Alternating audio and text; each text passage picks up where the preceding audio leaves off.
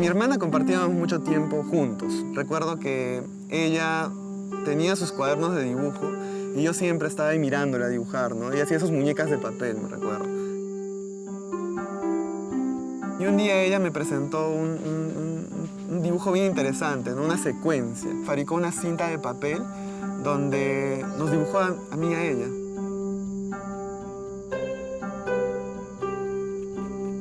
Cuando vi la historia me quedé impactado y empecé a ver las posibilidades de yo también poder hacer lo mismo, porque yo todo lo copiaba de ella. Al ver eso, entonces yo dije, yo también puedo hacer estas historias en base a lo que yo hago, que son copiar los dibujos animados de la tele. Entonces yo hacía capítulos que no había en las series animadas y los apropiaba, ¿no?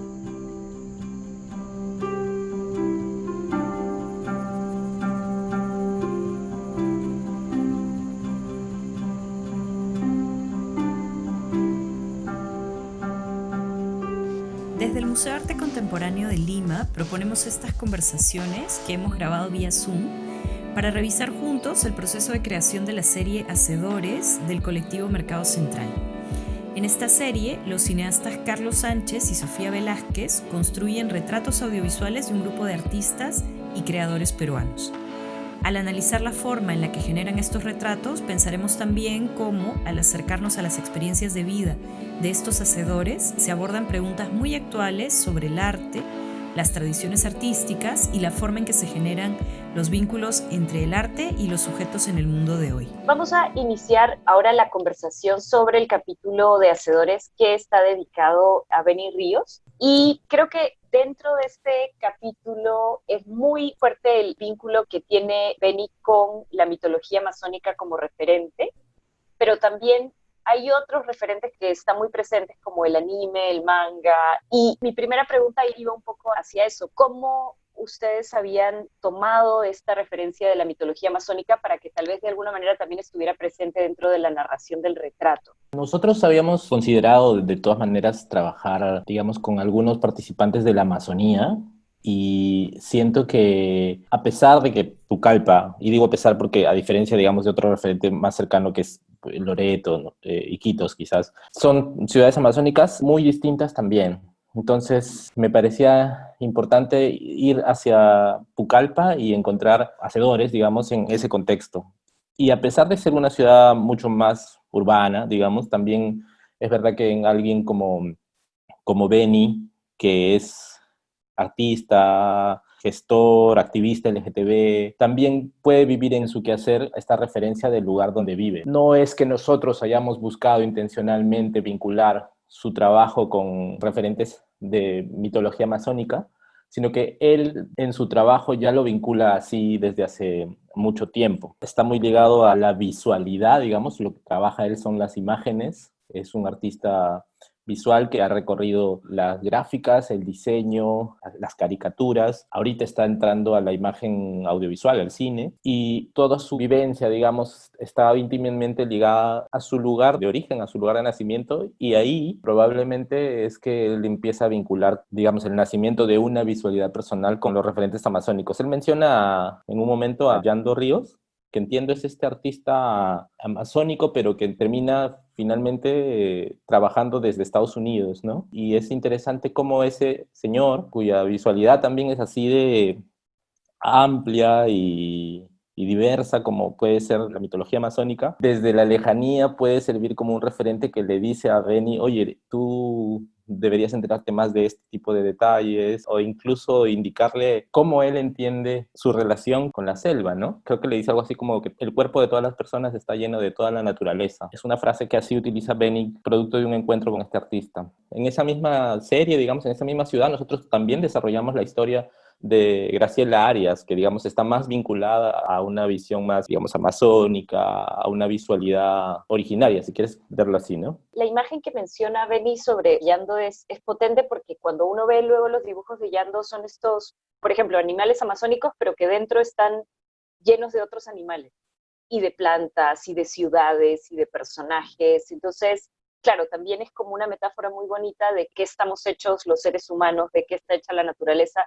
Estamos de alguna forma como todos conectados, hechos de otros seres, ¿no? Esa es una imagen bien, bien chévere que creo que él recupera luego. Claro, y además entendiendo no solo como llenos de todos estos seres, sino que en un universo en donde no hay límites. Puede ser animal, puede ser árbol, puede ser el agua, un poco entendiendo también esta totalidad, ¿no? Él luego desarrolla este concepto también en sus trabajos, ¿no? Utilizando figuras y conceptos que pueden venir desde los mitos para explicar su identidad LGTB o su trabajo en cine, sobre todo la idea de monstruo, ¿no? Es como que el animal, el monstruo y todo está finalmente, no es algo ajeno a tu cuerpo ni a tu vida, sino eres tú también eso, ¿no? Sí, esa idea también creo que es muy interesante. Yo lo sentí muy presente con el personaje que él empieza a dibujar, que es luego este personaje que es un zancudo, si no me equivoco, y luego además él mencionando cómo su proceso creativo y su proceso de crecimiento ha sido de empezar de tratar de entenderse como un monstruo y de sentirse ahora como este monstruo consolidado que dice él. Pero un poco hacia eso iba mi pregunta porque sentía que igual el mito, el personaje, el crear un personaje, el entenderse a sí mismo también como uno de esos personajes se sentía muy fuerte en el capítulo y porque también me había llamado mucho la atención que el capítulo empezara con estos dos niños que de alguna manera nos recordaban a Benny y a su hermana, pero que luego cuando va avanzando el capítulo nos damos cuenta que son participantes, uno de ellos del curso de cine, y que dentro del curso de cine están haciendo algo muy parecido a lo que hacía Benny con su hermana. Entonces creo que empieza a conectarse de una manera muy natural, partiendo de esta imagen de lo mítico y del monstruo que tiene que ver, o que Benny está entendiéndose a sí mismo y su identidad con ese término. En ese sentido, a mí me parece bien interesante entender la idea de monstruo o de monstruosidad como posibilidad, ¿no? Como potencia multiplicadora, digamos, ¿no? De identidades, de conexiones, de discursos, ¿no? Entonces, lo que yo creo que es una de las cosas interesantes en el trabajo de Benny que hemos tratado también de retratar en ese capítulo y que además construir ese capítulo también utilizando esas mismas capas de la construcción y deconstrucción de su propia monstruosidad, ¿no? Es la mezcla, ¿no? Lo monstruoso es también la mezcla, ¿no? Él lo propone en su propia transformación como artista, en su cine, ¿no? Y también en la mitología que él mismo se construye, ¿no? Con el zancudo, ¿no? Entonces, la mezcla entre sus referentes de afuera, la idea del acercamiento hacia lo mitológico local, ¿no? Sus referentes más globales, más contemporáneos, ¿no? Lo hace a él un artista muy contemporáneo, me parece, a mi punto de vista, ¿no? Capaz de combinar, no solo combinar, sino de encontrar discursos que se conectan, ¿no?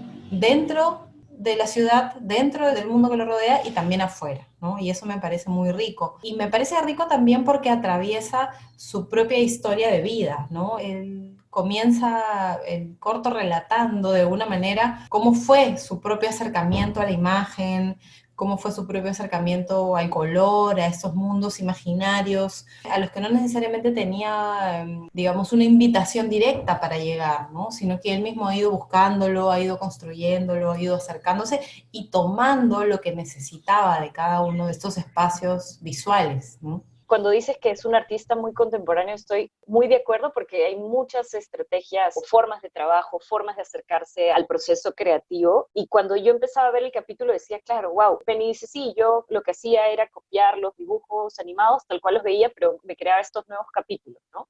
Y yo pensaba, es que eso es en esencia apropiación y una apropiación súper bien entendida, o sea, como de realmente entender que te nutres de los referentes y que luego estás en plena capacidad de transformarlos, y eso creo que se siente mucho también en el trabajo de él, es que luego nuevamente lo podemos ligar al monstruo y al proceso y a los cambios, algo que también dice hacia el final del capítulo, que es entender el arte también como este proceso de autoconocimiento, ¿no?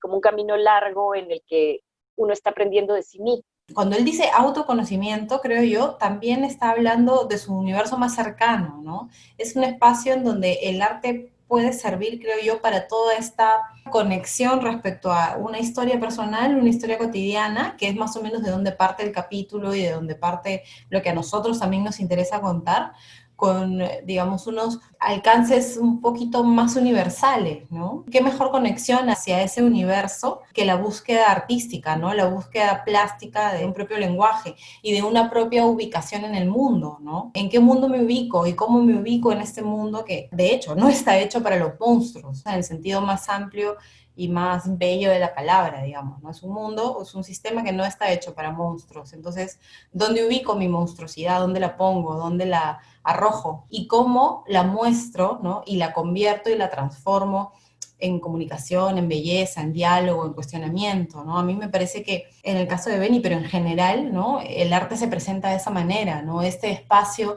fuera del sistema que permite expresar el ser y la monstruosidad en toda su complejidad, y eso contradictoriamente permite acercarse a los otros, ¿no? A los que sí están dentro del sistema y crear puentes, crear diálogo. En ese sentido también tú hablabas de apropiación y el mecanismo que utiliza Beni en su trabajo es como darle un giro a ciertos conceptos que él puede encontrar en los mitos amazónicos, en cosmovisiones de su lugar, en el entendimiento de otras personas que le permiten a él apropiarse de eso y también apropiarse de un nuevo modo de vida o un nuevo modo de hacer las cosas a partir de eso, ¿no? Siento que es muy completo el trabajo que viene haciendo Beni en Pucallpa. Es decir, es un referente muy importante para cualquier persona que está vinculada o que busca estar vinculada al arte o a la actividad cinematográfica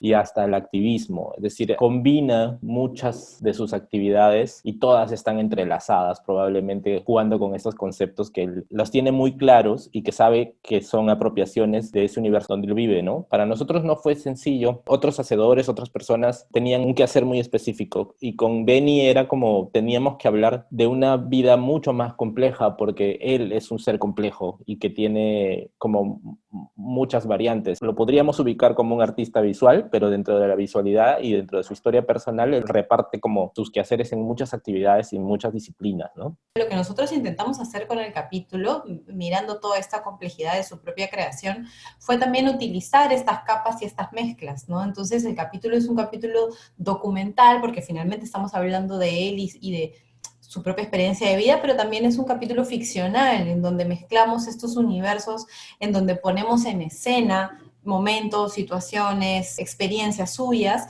y a la vez también es como una especie de meta narración cinematográfica, porque vemos el proceso que él mismo atraviesa para sus clases, para sus talleres, para sus propias creaciones visuales. Y a la vez estamos jugando con este universo urbano, sumamente urbano, que es donde él se mueve, pero con ciertas conexiones no urbanas, que además están fuera de lo que uno entiende por la Amazonía. Digamos que la idea de la Amazonía nos lleva mucho más rápido al inmenso y enorme bosque y todo lo que contiene, ¿no? Misterioso o no. Entonces aquí son los puentes entre todos estos universos, ¿no? Y otra cosa era que, como tú mencionabas, Julie, hemos echado mano por esta suerte de compartir también, de poder generar un capítulo casi colaborativo con la Escuela de Cine Amazónico, que en ese momento estaba dando el taller para niños que lo impartía Beni, y justamente si es gente que está haciendo audiovisual allá y nosotros estábamos yendo a hacer un capítulo de este documental, entonces era importante también vincularnos todos, porque todos queremos hacer o todos hacemos audiovisuales y poder trabajar juntos, ¿no? En ese sentido también se convocó como a un pequeño casting, como mismo Beni decíamos, ¿quién puede hacer de tu hermana y quién de ti, de chibolita? Ah, mira, yo conozco unos chicos que están en la escuela, un poco también para entender esta manera libre que puede tener el documental de generar los contenidos, ¿no? Creo al final eso se me hace muy coherente y no lo hemos comentado mucho, pero se siente muy presente también, como ustedes decían, los grupos con los que se vincula Beni, porque esas redes son redes con personas y con personas con las que hay intercambios dependiendo de los diferentes roles o grupos de trabajo que él tiene, y se siente mucho el vínculo con varias personas y cómo el proceso creativo es un proceso colectivo. Entonces al final tiene mucho sentido que también haya existido esta experiencia de colaboración para generar el propio capítulo, porque al final, en esencia, es también algo muy similar a lo que es el propio Beni, ¿no? Sí, claro, hay una suerte de representar sus propios mecanismos de trabajo y que todo nuestro capítulo se sienta como abrazado por esa manera que él mismo tiene de hacer las cosas, ¿no?